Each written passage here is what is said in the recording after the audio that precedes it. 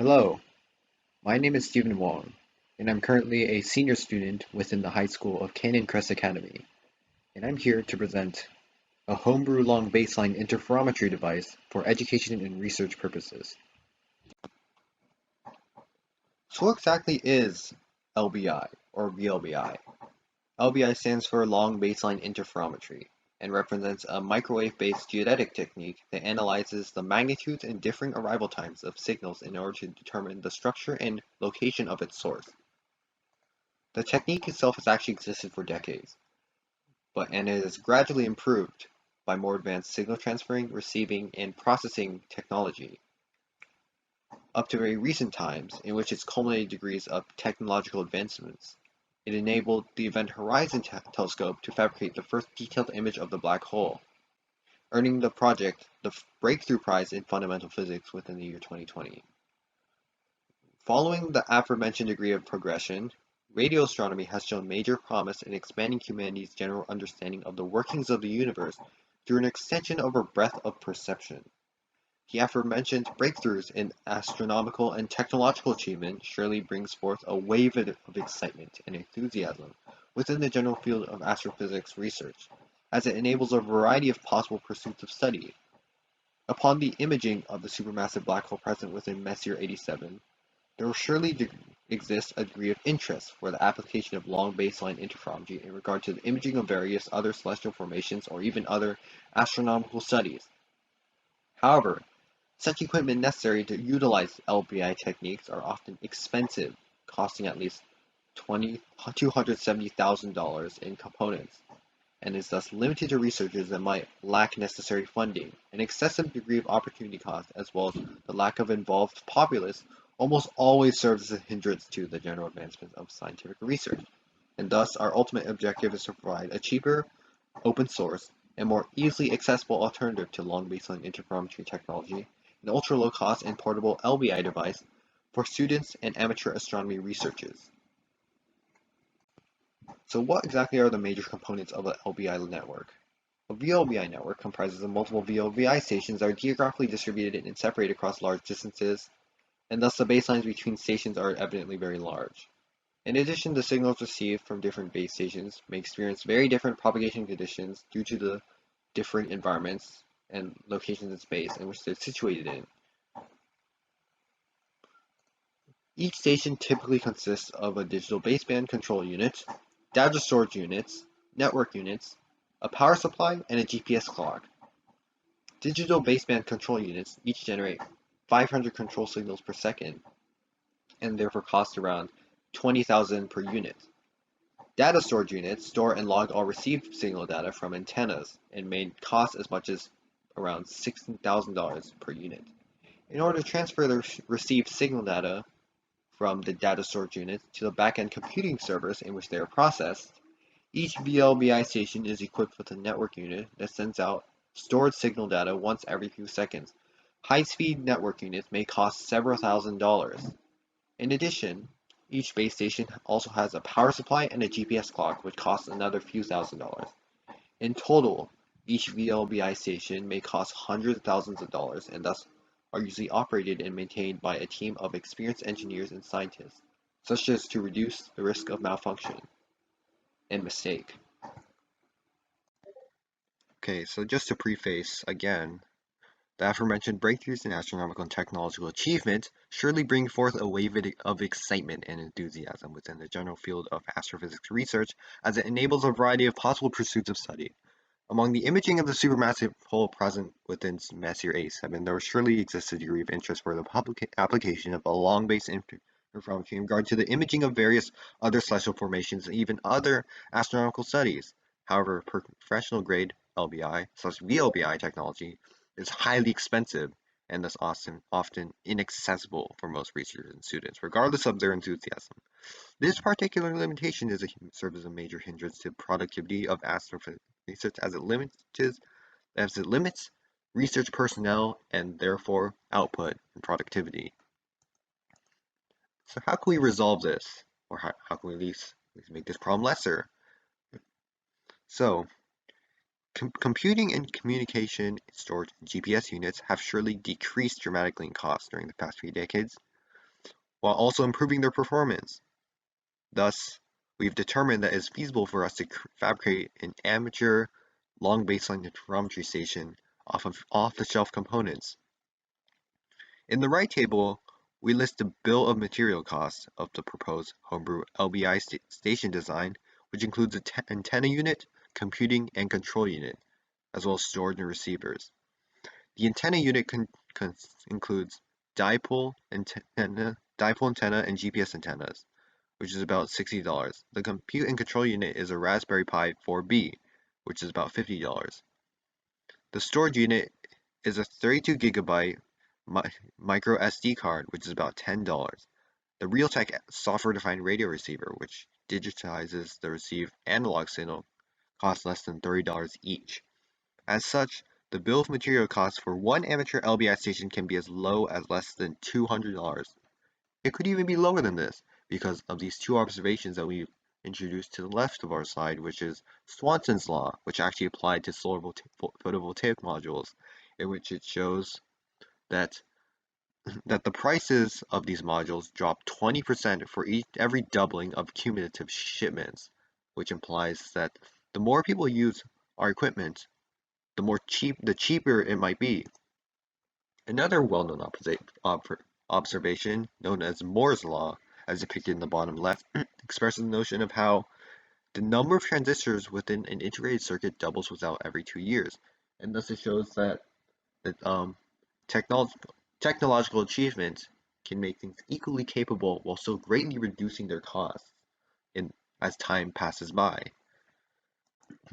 Okay, so our device will specifically be made utilizing off-the-shelf hardware components, such as software-defined radio hardware, Raspberry Pi, portable batteries, and computers, as well as open source hardware, GNU radio, and Realtek software-defined radio, and as well as open computing software such as from the Berkeley Open Infrastructure for Network Computing.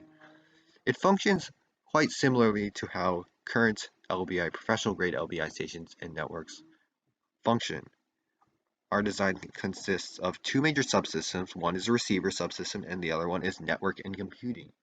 Basically, one is for receiving signals and the other one is for processing these signals. The receiver subsystem includes multiple spatially distributed receiver stations, which each have two radio paths, one for GPS radio signal path and the other one for target radio signal path, which we'll describe later. And more specifically, the target radio signal path specifically is for receiving these signals from outer space or from any other source in general, whereas the GPS radio signal path in general will work for the sake of timing. The GPS radio signal path receives GPS signals, which helps synchronize the target radio signals received by different LBI stations. The GPS radio signal path includes a GPS antenna and an RTL software-defined radio receiver. The target radio signal path includes a dipole antenna and a Realtek software-defined radio receiver for receiving the target radio signal. Because GPS radio signal paths and the target radio signal paths reside in the same hardware, they are naturally synchronized and share the same sampling clock simply because they're located in the same device in the same and nearly the same point in space. In our implementation, each receiver subsystem includes a Raspberry Pi 4B, which controls the GPS software-defined radio and the target radio software-defined radio processes and stores the digitalized received signals for the sake of processing. Because the Raspberry Pi has both Wi-Fi and Ethernet communication capability included, it can also help transfer the stored data back to the back end for further processing in the future on its own. Network and computing subsystem can be a collective of regular workstations, which collects the data from each receiver subsystem. After the network and computing subsystem collects all the data, it will synchronize, combine, and process the data from different receiver stations. In order to improve the computing capability, the network and computing subsystem will also utilize the open computing infrastructure such as the Berkeley Open Infrastructure for Network Computing, also known as BOINC. Okay, so as starting our Stargazing Technologies, what do we hope to do? Well, during the past summer, we started Stargazing Technologies as a nonprofit organization for developing these low-cost and portable LBI devices so that students and researchers can participate in astronautical study without much of a cost, or at least not as much of a cost as professional-grade LBI technology. and we will be making it with the aforementioned off-the-shelf hardware, open source software, and open computing infrastructure. And when gathered enough functionality and when tested, we will demonstrate the capability of imaging distant cosmic radio sources, and also demonstrate an ability to track satellites and spacecraft. Okay, so despite our device, our portable LBI device containing a very inherently similar yet containing differences to professional grade VLBI technology, we essentially have to deal with the same technological challenges and deal with the same issues as such. For example, radio burster signals typically travel many light years of distance through outer space from the source before reaching Earth, and thus the signals degrade over time. And by the time they finally reach our receivers back on Earth, they're probably much below the thermal noise floor. It makes them very difficult to detect. This particular phenomenon is why we are unable to detect GPS signals with our mobile phones, because these GPS satellites fly about 20,000 kilometers above the Earth's surface. And thus, even though the GPS signals are transmitted as around 20 watts by satellite, they are received back on Earth at about 10 to the negative 16th power watt or less, which is much weaker than the thermal noise floor, even after a filter. So obviously outer space radio signals are going to be much weaker than this, because of this, despite the sources being extremely powerful, the distance from Earth to these sources kind of makes up for it. So the primary problem is how to receive these signals. And we're going to be using the basic technique that for receiving weak GPS signals in order to resolve this issue, which is by improving antenna and RFIC design and using coherent reception. Improving antenna and RFIC design belongs to the radio frequency front-end technology, but which is not one of the topics we're going to be discussing, but we are be focusing on technologies that improve digital signal processing. So one of these techniques we're going to be using is called cross-correlation, which includes both coherent correlation and non-coherent correlation. Coherent correlation usually provides better results at the cost of more prior knowledge. In the GPS receiver, the coherent correlation can be implemented both in time domain or in frequency domain through fast Fourier transformation. Similarly, the LBI station receivers receive weak outer space radio signals and perform fast Fourier transform, a form of cross-correlation analysis. For a GPS receiver, a single receiver antenna receiving one GPS signal instance is enough for most applications. However, the outer space radio signals are much weaker, obviously. As such, it is necessary for the LBI network to combine multiple radio signal instances received by multiple LBI signals. So what exactly is coherent combining and incoherent combining? To explain how coherent combining and interference works, I'll use the figure shown here in which there are three cases.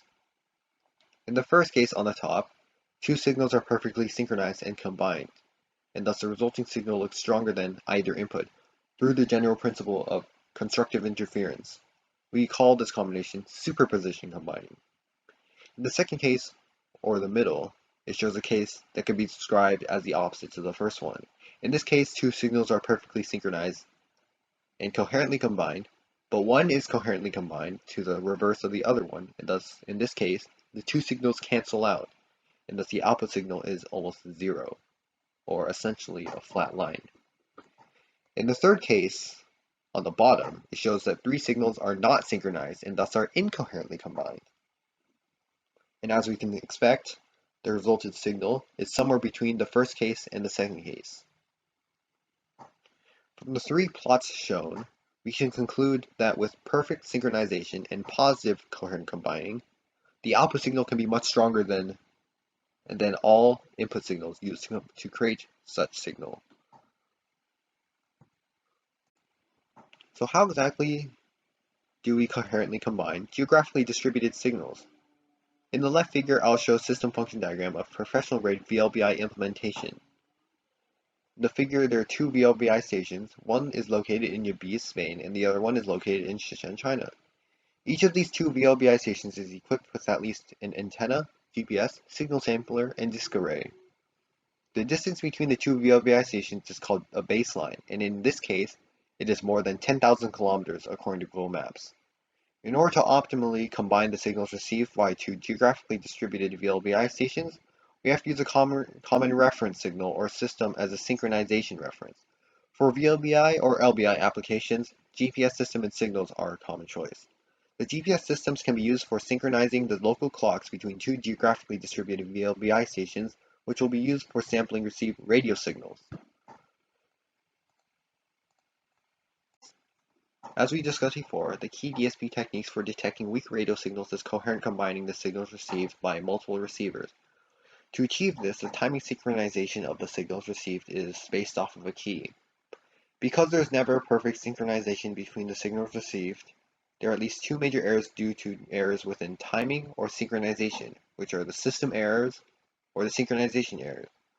The system error happens because of the timing or synchronization error between GPS signals and the target's radio signals. Synchronization error happens because GPS timing error individually happened on each LBI station. These two error sources will be analyzed and further compensate during interference and coherent combining stages. In our current phase 1 prototyping, our design doesn't consider the radio signal propagation between two LBI stations. We assume the signals arrive at two different base stations at around the same time. However, this assumption limits the spatial distribution distance between two LBI stations and introduces systematic errors in the final coherent combination of multiple received signals without proper compensation.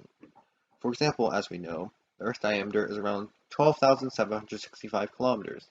As such, the maximum propagation delay between two LBI stations is around 42,550 microseconds.